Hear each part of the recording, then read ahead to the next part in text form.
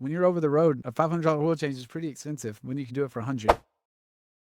Welcome to This Week in Trucking. We're talking to Dylan, an owner-operator, and we're going to talk to him about his business, how he's survived in this down market, and what he's doing to save money. So we're taking a look at the numbers from your business and how much you've been making lately as an owner-operator, how much it's costing you to run your business, and seeing what the profits look like realistically for a business like yours. Trucker Calculator is a great tool. It's free for owner-operators. And it's really affordable for small fleets as well. If you haven't tried it out and you're watching right now, you can test it out for free, truckercalculator.com.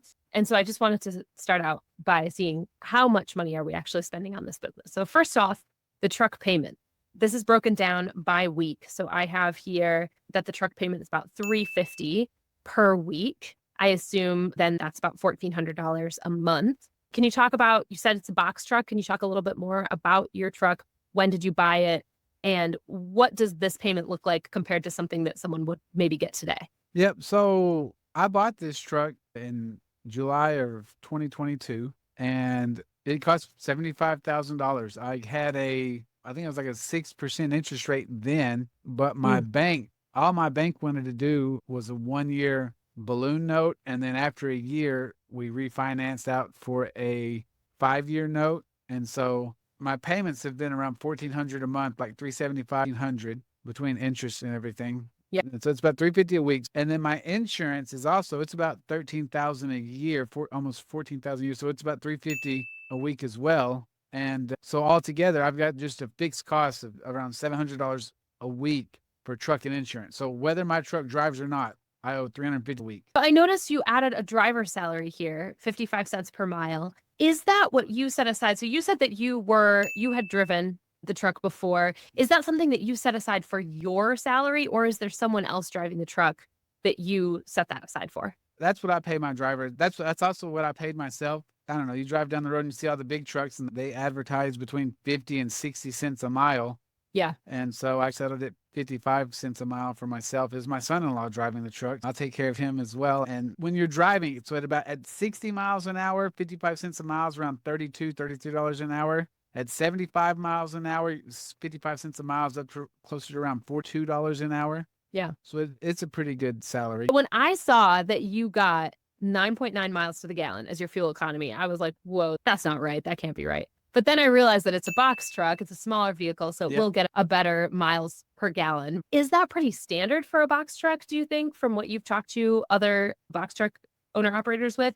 Or is it higher, lower than what a box truck normally gets? So I think it is pretty standard. You've got a 26,000 pound gross vehicle weight limit, and it's got a 6.7 Cummins in it. So I think that's just pretty average for that motor. Whenever you go online and Google other trucks, they'll say around the same, between 9 and 10. And then I have gotten down into the 8s before, but that's pulling a full truckload and going through the mountains and stuff. But generally on open highway at 70 miles an hour, I'm getting almost 10 miles per gallon. So I noticed actually that you didn't put maintenance in this particular week. So potentially there just weren't any maintenance costs that week. What do you usually set aside for maintenance? So even if you have a week or a month where you don't have to do any big maintenance, is there an amount that you set aside so that you save up for maintenance costs in the future? I would like to think about 500 a week or 500 a month. That's 500 a month, 6,000 a year for maintenance. Yeah, that makes sense. What kind of freight are you hauling normally, and where do you usually travel? I go in wherever they send me and I'll haul whatever they stick in the back. We do stuff is like a lot of gaming machines, like for casinos. Okay. There's slot machines. I've done MRI and medical equipment. I've done the carpet and rugs for different trade shows, and I've picked up a lot of different new products that companies are making and delivered to and from trade shows. Something I thought was cool. There was a brand new motorcycle that's not been revealed yet for one of the big motorcycle carriers. So I picked it up and I delivered it, and it's not even for sale. It was just going to display at different motorcycle dealerships. That's pretty cool. That's awesome. Yeah. Your box truck stuff is more, to me, it's custom loads. There's a lot of LTL stuff, less than trailer load. So stuff that won't fill up a big truck. They won't, a 53 foot.